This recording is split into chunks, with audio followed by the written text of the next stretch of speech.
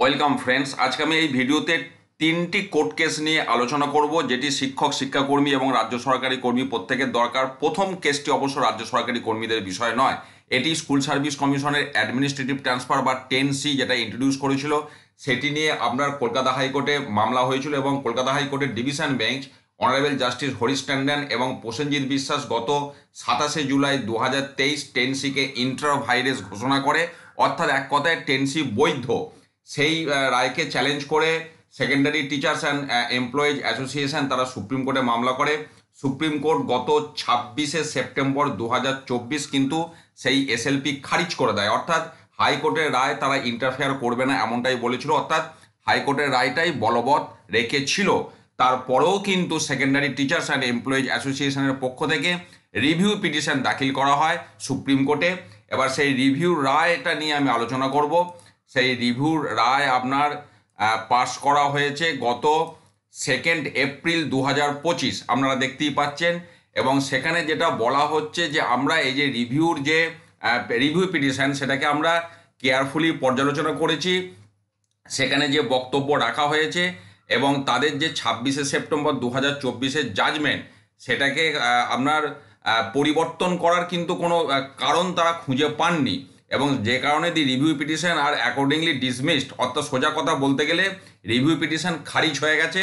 তার মানে 10Cকে যে বৈধতা কলকাতা হাইকোর্ট দিয়েছিল সেটাই বলবৎ রইল। অ্যাডমিনিস্ট্রেটিভ ট্রান্সফার সুপ্রিম কোর্টের রিভিউ কিন্তু মান্যতা পায়নি, রিভিউ পিটিশন খারিজ হয়ে গেছে। সেই আপডেটটা আমি শেয়ার করলাম। এবার আমরা চলে যাচ্ছি দ্বিতীয় কেসের বিষয়বস্তু নিয়ে। দ্বিতীয় কেসটি হচ্ছে রোপা 2019 আরটিআই প্রসঙ্গ। আপনারা এই কেসটি সম্পর্কে অনেকেই হয়তো জানেন, এর আগেও শুনেছেন যে আপনার পে কমিশনে যে রেকমেন্ডেশন জমা দেওয়া হয়েছিল, তারপর রোপা তৈরি হয়েছিল। তো সেই রেকমেন্ডেশন হাতে পাওয়ার জন্য যে আরটিআই করেছিলেন ইউনিটি ফোরামের কনভেনার দেবপ্রসাদ হালদার মহাশয়, সেটি কলকাতা হাইকোর্টে অনারেবল জাস্টিস অমৃতা সিনহার বেঞ্চে শুনানি চলছে, দেখতেই পাচ্ছেন। এবং সেই শুনানির লেটেস্ট আপডেট আপনার সামনেই, হিয়ারিংয়ের ডেট আছে 9 জুন 2025, এবং প্রথম হিয়ারিং হয়েছিল 13 নভেম্বর 2024। তারপর মামলাটি চলছে, কারণ এই আরটিআইয়ের কপিটা হাতে পেলে বোঝা যাবে বর্তমান যে রোপা চলছে তার যে রেকমেন্ডেশন জমা দিয়েছিল আপনার বেতন কমিশন যে সুপারিশ করেছিল, সেখানে ডিএ, হাউস রেন্ট বা অন্য কিছুর উল্লেখ ছিল কিনা, হাউস রেন্ট কত পার্সেন্ট ছিল বা অন্যান্য জিনিসগুলো, যে কারণে এই আরটিআই মামলাটি অত্যন্ত গুরুত্বপূর্ণ, যেটা আপনার বর্তমান যে ডিএ কেস সুপ্রিম কোর্টে চলছে সেখানেও যথেষ্ট কার্যকর ভূমিকা নেবে। পরবর্তী কেসের আপডেটটা আমি যাচ্ছি। এই কেসটি হচ্ছে পুরুষদের যে সিসিএল চাইল্ড কেয়ার লিভ, সেটি মহিলাদের সমান করার একটা বিষয় সামনে এসেছিল। সেই যে একটা মামলা চলছিল তার আপডেট। আপনারা অনেকেই প্রশ্ন করেন যে পুরুষদের সিসিএল এর বিষয়টা, যে মামলাটি, তার আপডেট কি। এবং এই মামলাটির প্রসঙ্গও বলি, এটা পরবর্তী হিয়ারিংয়ের ডেট ছিল 15 মে 2025। আপনারা দেখতেই পাচ্ছেন নেক্সট হিয়ারিং ডেট ছিল 15 মে 2025। তারপরে কিন্তু এই মামলাটির আর অগ্রগতি আপাতত দেখা যাচ্ছে না।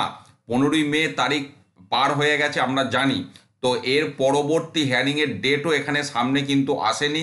এই মামলাটিও অনারেবল জাস্টিস অমৃতা সিনহার বেঞ্চে রয়েছে। এবং লাস্ট যে আপডেট এখানে 13 ফেব্রুয়ারির জাজমেন্ট, একটা অর্ডার, জাজমেন্ট নয় অর্ডার আপলোড হয়ে রয়েছে, সেখানে গুরুত্বপূর্ণ বিষয় কিন্তু নেই। অর্থাৎ এই মামলাটির বর্তমান আপডেট কিন্তু এখনও সামনে কিছু এই মুহূর্তে আমি বলতে পারছি না, তার কারণ নেক্সট যে হিয়ারিং ডেট সেটা অলরেডি ক্রস করে গেছে, তার পরের হিয়ারিং ডেট দেওয়া হয়নি। তো এই মামলার আপডেট, পজিটিভ আপডেট আমি পেলে সেটা অবশ্যই পরবর্তীতে আপনাদের সাথে শেয়ার করব।